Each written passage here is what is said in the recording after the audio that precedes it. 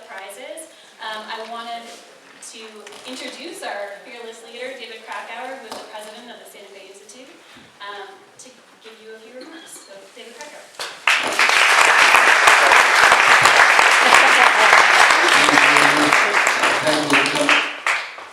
This is a sort of obscene microphone.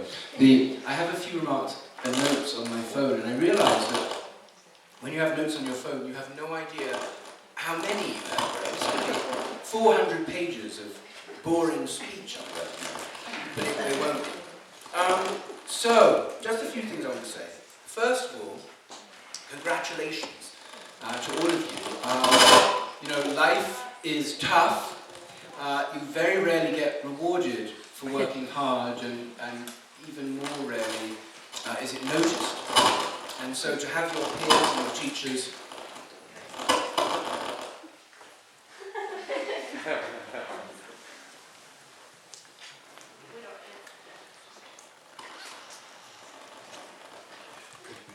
I could just speak louder.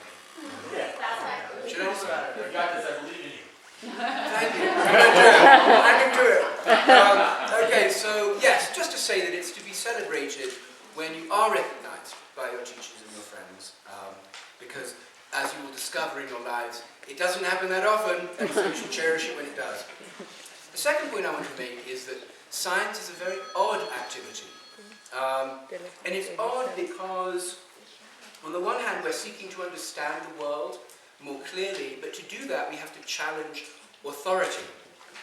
And so it's one of the only areas of human endeavour where you're rewarded for being a rebel. And it's very difficult to think of other cases where that's true. Maybe in the arts, maybe in film, but certainly in science. And one of the great physicists of the 20th century, Richard Feynman, who won a Nobel Prize in Physics in 1965, he defined science as, this is important, science is the belief in the ignorance of experts. Worth remembering that one. Science is the belief in the ignorance of experts, which means none of us can claim to have all the answers, we certainly don't, and that's why we do science.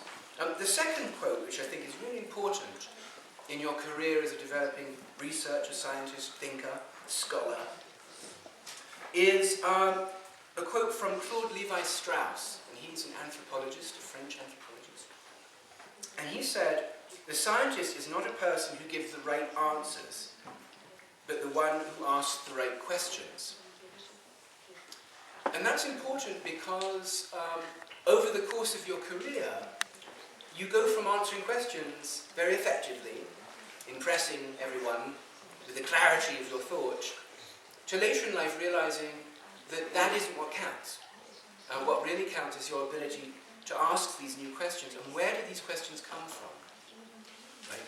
They don't come from other people. They don't come from textbooks. They come from your own special experience. And so, getting out into the world and having unique experiences of the world will be the next step in becoming a great scientist or researcher. My second point. Murray Gell-Mann, who was one of the founders of SFI, whose book is here, we all read. This is kind of homework for Santa Fe Institute researchers. And it's a wonderful book.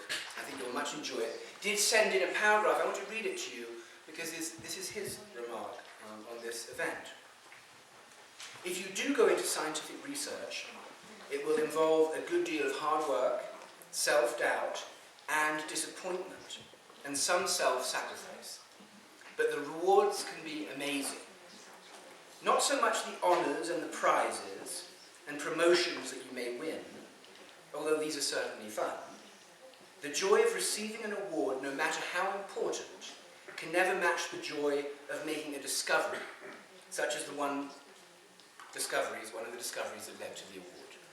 And that humility is worth bearing in mind, and it's a humility that is rare amongst Nobel Prize winners.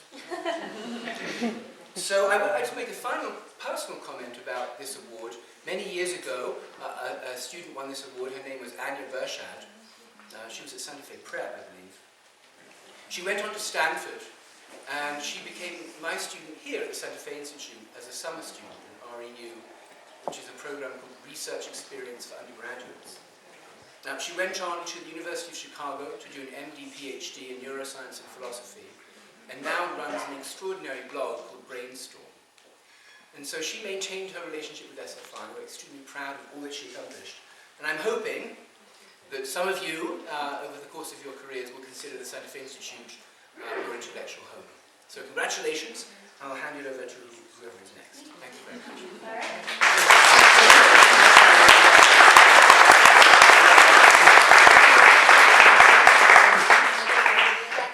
Is this on? Well, hopefully you can hear me.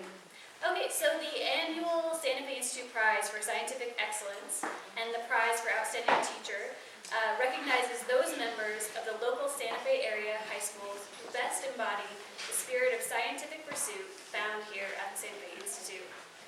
The Prize for Scientific Excellence is awarded to one graduating senior from each of the Santa Fe area high schools. The students are selected by their teachers for their academic excellence, originality, and creativity in either science, mathematics, or computer science. So this prize includes a cash award, and a certificate of recognition, and Murray's Great Book, which I hope all of you will read. So, without further ado, will the students please arise? Each student will come up to the stage and receive their award once I call their name, and I ask that everybody holds their applause until we've gone through the entire student list. Great. So, the 2016 Scientific Excellence Prize goes to Adrian Lopez from Monte del Sol Charter School.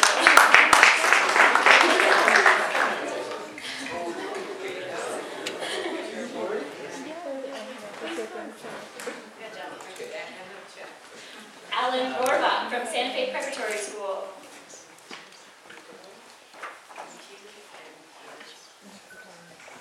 Carolina Tavares Hinojos from Capitol High School.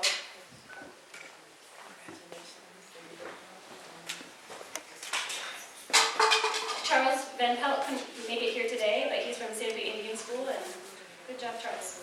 Okay, Chloe Puglisi from the Master's Program.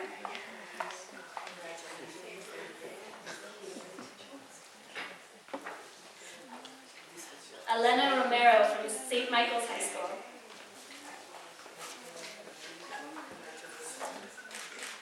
Stephanie Reyes from New Mexico School for the Deaf.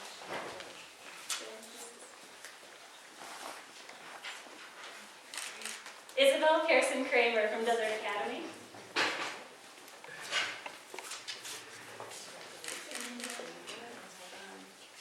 Jackson Miller from Santa Fe High School.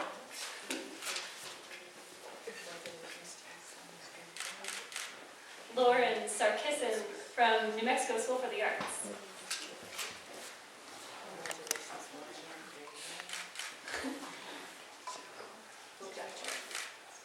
Michael Colosawano from Academy at La Reborte.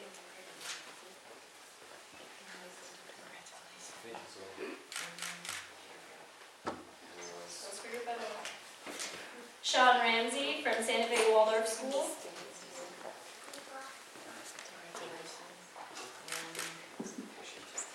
And last but certainly not least, Veronica Hutchison from Academy for Technology in the Classics. All right, everybody.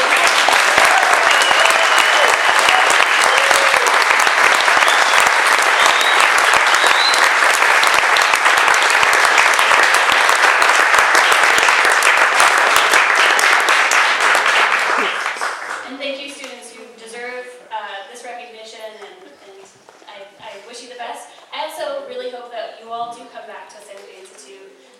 We have an RE program, so please do apply. You may now be seated.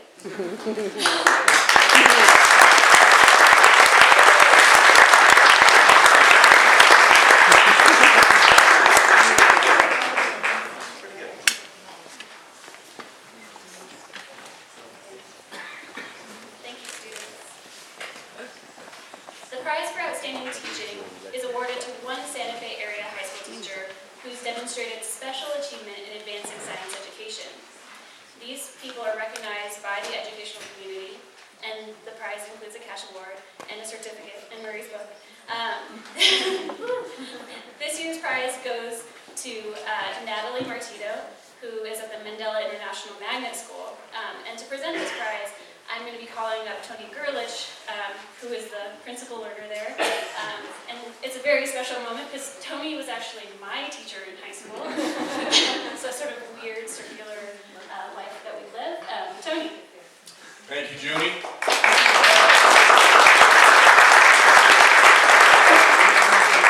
Nothing weird about it at all, Junie. It fits so perfectly that you are here. It really is a pleasure and an honor to be here. I want to say congratulations to the students. I also want to say congratulations to your parents, who are equally as happy as you are that you've received the cash award. Knowing that they're going to apply it to your tuition next year somewhere. Congratulations above all as well to the teachers at your schools, because without them you wouldn't be here either. So this award, I want to ask you guys, actually, excuse me. Classic Tony. It's so classic Tony. I knew you were going to cry. We don't need any commentary. But I want to ask you, if you were to design the criteria for Teacher of the Year award, what would you want as your criteria? I'm going to guess that certainly content knowledge of science would be up there. But what content knowledge would that be? Earth science, physical science, life science, chemistry, biology, whatever. You would certainly want the award winner to have that content. But in addition to the content, what good would that be if you're in an educational institution without good pedagogy? You would want great pedagogy, which means you would want to know what works with what children, with very, very skilled children and not so skilled children in the thinking of science, and all of that pedagogy. That's what you would want. You would want the content and the pedagogy and the desire to reach every child in your school. Not only that, but, excuse me, it's you, Junie, sorry. So you would want the content, plus the pedagogy, plus the ability to reach every kid, combined with a curiosity of how does that work? How do I extend what I have, the gifts that I have, to everyone? And in addition to that, you would want that curiosity then to say, all right, at some point in my career, how can I extend myself? So what Natalie did was have the content, have the pedagogy, have the ability to reach all of these different types of students, have the curiosity to ask what works, what doesn't, how do I apply it, and then doesn't stop there, decides to go off internationally, learn about the International Baccalaureate, which is a highly rigorous and unique educational program that has curiosity fundamentally as its foundation and purpose for teaching and learning. Come back and be silly enough to decide to start a new school along with myself and my colleagues here, and utilize the International Baccalaureate for the good of our community here in Santa Fe, in the Santa Fe public school system. And having been at Desert Academy, where she further refined her International Baccalaureate teaching, now applies it to our public school setting. So in addition to the content and the pedagogy and the ability to reach all kinds of students and the curiosity to learn that, the ability then to work with our teachers in what does it mean to be an International Baccalaureate teacher, where you have at your fundamental foundation teaching for understanding, teaching for thinking. What does it mean to be a scientist? What do scientists do? And it's not just learning science. What do they do, really? Why do they exist? All of that is what Natalie has. Lastly, one of the fundamental principles of our school is really a quote from Nelson Mandela himself, who said that education is the most powerful weapon one can use to change the world.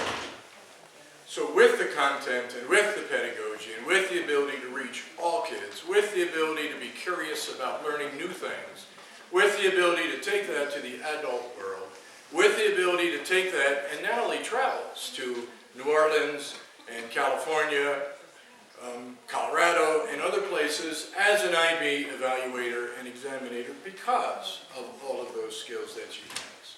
And she is using education as the most powerful weapon that there is to change the world. So congratulations, Natalie. Do I get to present the book? Yeah. The money and that too. You are highly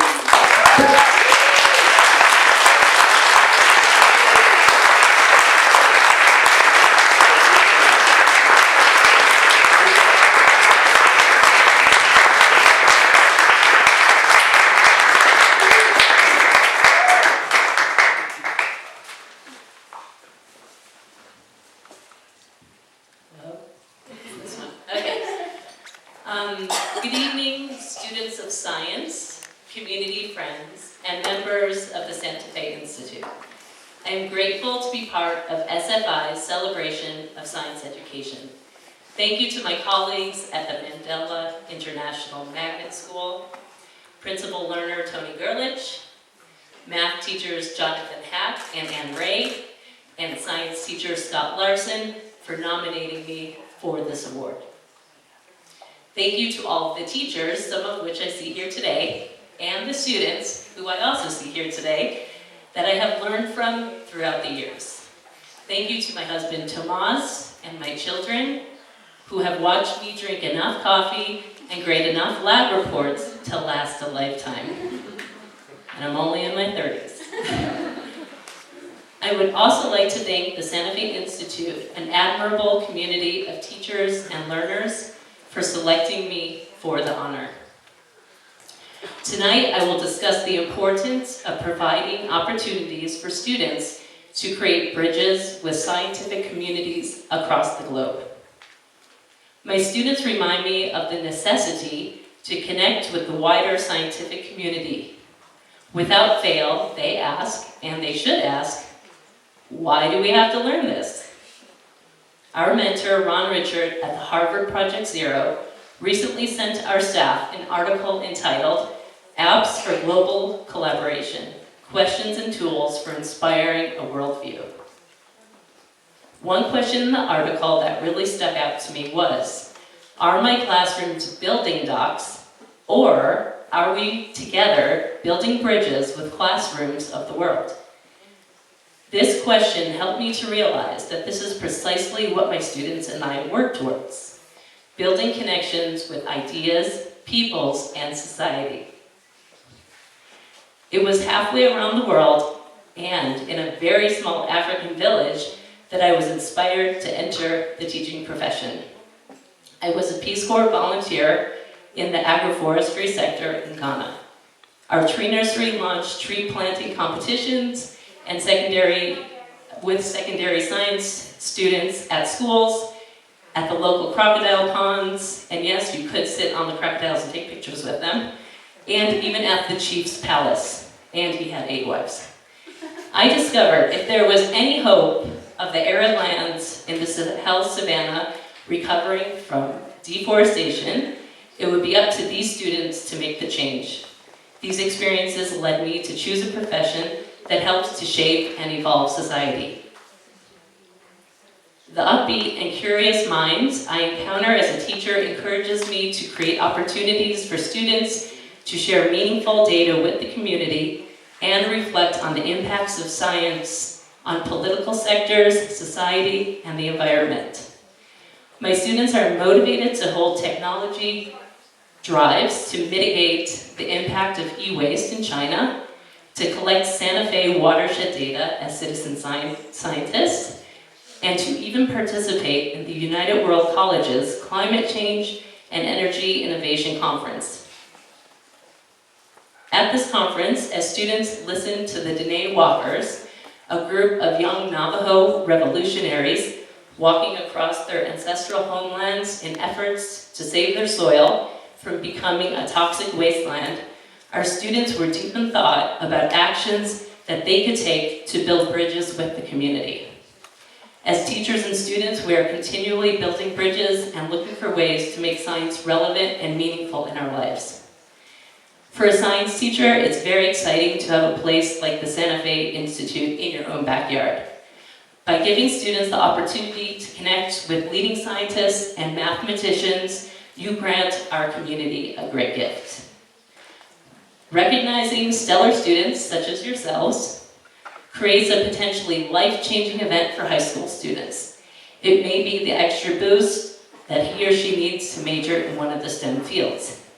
In a city with so many magnificent science mentors, it is my hope that the Santa Fe Institute continually partners with Santa Fe Public Schools, charter schools, and private schools to help the next generation of young scientists realize their potential. We appreciate the bridges that are already built between SFI and the school communities and look forward to building many more. Thank you.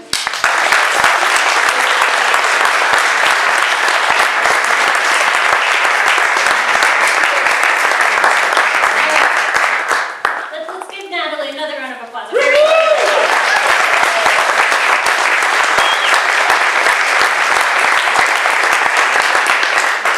Okay, the next part of our program is very exciting. I'm going to be introducing an inspirational talk about what it means to be a scientist. The person I'm going to be introducing is a very good friend of mine. He's a postdoctoral fellow here at the Santa Fe Institute. And without further ado, Daniel Larimore.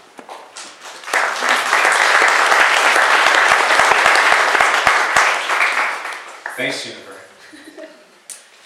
So when I was asked to give an inspirational speech, one of the things that I asked for was, can you send me a document that lists all the accomplishments of the people who have won the awards? It's unbelievable